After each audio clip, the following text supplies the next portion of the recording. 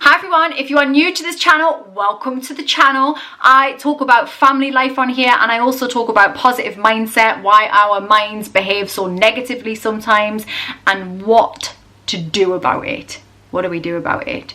In this video, I want to talk about something I've talked about before, and it's something that I talk about regularly because I'm a mom of two girls. So not only does it affect me and the people around me, but it worries me that it will begin to affect them as they get older. Today we are going to talk about online photoshopping, face tuning, people changing their images, filtering their faces all over social media, and what that does to our mindsets. Take me out to California. For those of you that don't know, my background is that I was an actress from being really young. So I started out as an actress when I was 11 years old, and in a time where there wasn't social media, and it was really, I started acting in 1997. I was really young and had this platform where I was on TV and could be critiqued and judged, and had makeup artists do my face every day, and that was new. However, these days everybody is in that same space. So even people who aren't celebrities or aren't actors or performers or entertainers or models suddenly find that their faces are being critiqued, not only by themselves but by an audience. Everybody has an audience on their social platforms, no matter how, even if they protect themselves and they maybe only have close friends and family, there is still that element of showcasing, of showing themselves. And not only that, I think we are looking at ourselves more than we ever have. Now, I was talking to a photographer friend of mine, Kaylee Pope, who I will link below. Kaylee is a fantastic photographer, and we became friends many years ago when I was looking for photographs for, I think it was Hello magazine. I was doing a blog for their website on how to get fit after being pregnant and having a baby, and we came into contact, and she did some photos for Hello magazine for me. And since then we have a really similar belief when it comes to photographs and photoshopping and all of that kind of stuff. So I'm going to share that with you, and then I'm going to give you my opinion on it. We are also going to, Kaylee and I are also going to do a video on Kaylee photoshopping me and showing you, we've done it before actually, if you search photoshopping Holly Matthews, I think it will come up with Kaylee's channel, and you can see her doing it. We're going to do an updated version just so you can see the levels of things that can be done and how subtle it can be, and just how much this affects us. So when we were talking, Kaylee and I, we both, we come from a space of that photography and modeling and all of that stuff can be art, okay? So personally, if I am looking at photographs in a copy of Vogue, say, it's top end, it's high fashion, you're talking about gorgeous supermodels, I am absolutely, totally, 100% comfortable with those people being untouchable beauty. I am fine with those photographs being photoshopped, maybe even within an inch of their lives. The reality is, in terms of physical, like the size of the person and all of that kind of stuff, the reality is they probably look like that because that's why they're in Vogue. They are that level of supermodel. And the reason we call them supermodels is because we kind of want them to be that untouchable thing, that level, that style of editorial type shoot. And I'm comfortable with that being otherworldly, with it being art, with it being untouchable. I'm fine with that because I believe that it is that, and it is supposed to be on this next level, that it should be almost, I don't know, just filmic and beautiful and whatever, I know, disclaimer, I know that beauty is in the eye of the beholder, and I know that I'm talking about a westernized version of beauty when I'm talking in this video, but that's what I'm talking about. Now, when I'm talking about that editorial type shoot, I'm fine with it being untouchable. I'm fine in myself that I don't look at that and go, I'm an awful ugly person because of that particular style of shoot. I'm all right with, runway models looking like long, tall, lean giraffes. I don't think we see as much as we did in, say, the 90s, where people are actually anorexic. Definitely there's the slimmer side, there's, you know, they're definitely on the slimmer side, but I don't think we're seeing the way it used to be. So that doesn't concern me in the same way that it did in the 90s, where you had that whole heroin chic thing going on, which was awful. And I'm also comfortable with the fact that ASOS and Boohoo and Missguided, they use girls with more diversity, where we've got different ethnicities and figures and styles of person. Although, hang on, just flip back slightly, I want diversity in terms of colour and race in all forms of modelling, but in terms of figures and stuff, and body type, and, you know, being bigger than the norm, having stretch marks in the pictures, all of the stuff that we are seeing with a lot of our mainstream high street brands, I'm cool with that as well. And I think that's really healthy, and it's really good that we are seeing different body types, because the market for ASOS and Boohoo and Missguided and all of those kind of brands is normal people, normal women who want to look at something and not feel awful about themselves when they look at it, and that's their target market. So again, that totally works for that brand, and it works, and it's young and it's fresh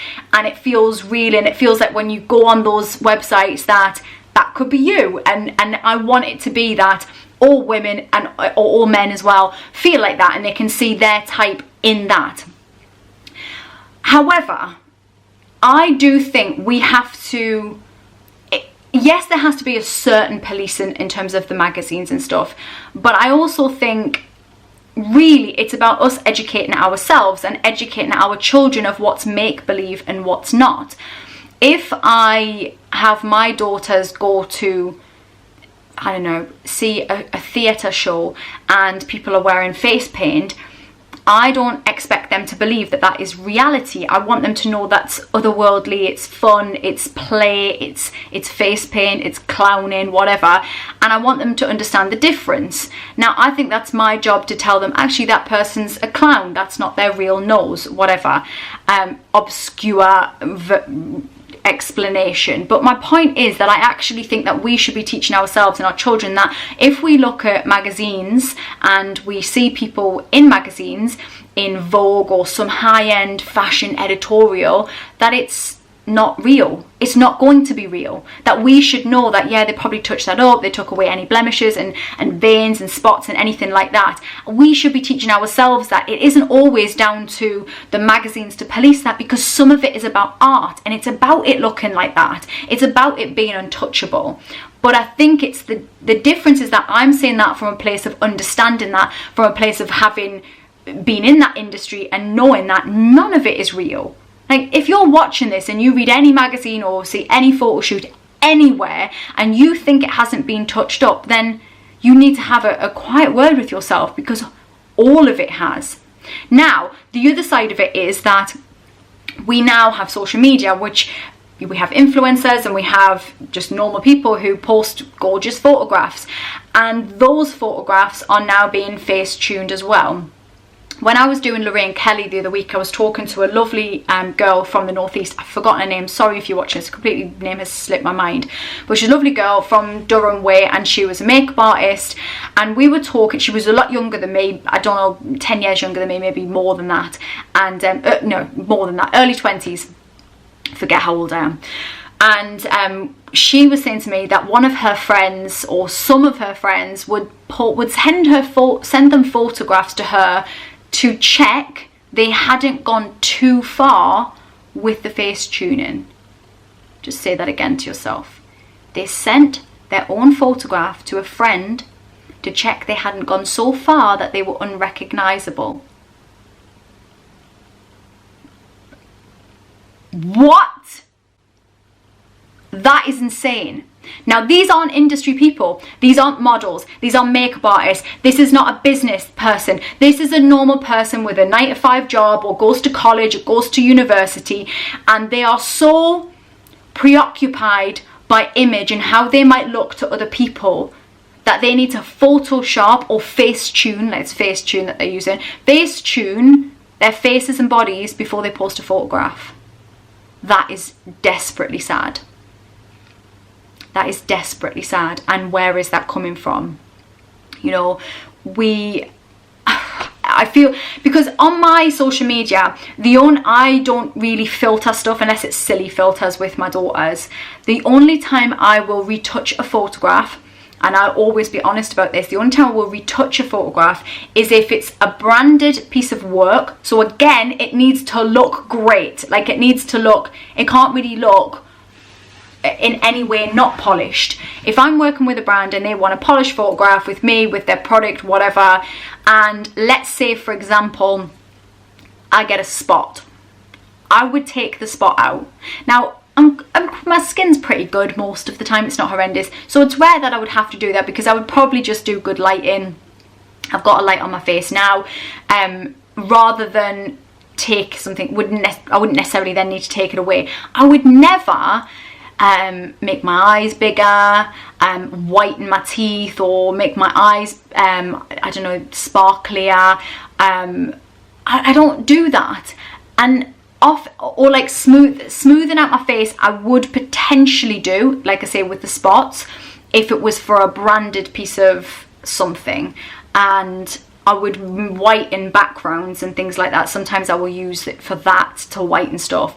But other than that, the reason I don't is because I don't want people to meet me in the street and be like, oh, okay, Facetune is your friend. That doesn't appeal to me at all. And also, every single time you doctor a photograph, every single time you widen your eyes, or you whiten your teeth, or you take in your jaw, or you make your boobs bigger, or your bum bigger, or you take in your waist, every time you do that, you are telling yourself that you are not good enough. And your heart feels that. Your brain listens to that. Your brain filters things in a different way, because if you're doing that, you are good enough. And I find it infuriating, because what is happening is that everybody is on this same nonsense. I had to stop myself swearing so this doesn't get demonetized. Don't swear, Holly. We are all on this same nonsense, which means that if Sharon from work doctors all her photographs and you see that, then you think, oh, my photograph looks awful that I took there. My teeth are definitely not white or straight, or my nose isn't symmetrical somehow, or whatever else you decided is wrong with your face. But Sharon's look amazing because Sharon's been on the Facetune. And then you do the same to yours, then guess what? Sarah from work does the same, and whoever else from work, Rachel, does the same, because they've seen yours. And then we are in this perpetuating this awful spiral of Facetune hell, where everyone is walking around with filtered fuzzy faces, and then we see people in real life and we're like, oh god, they don't look well. Are you well? You don't look well. We see our own heads in a mirror and we think we look horrendous, and it's depressing. So I don't know what the answer is to it, other than talking about it and being honest. If there is magazines, or the front cover of a book, or somebody's business profile, and they want a really amazing, crystal clear, polished photograph, fine, I'm okay with that. You do you, and make it look shit hot. Oh, I swore. Oh wow.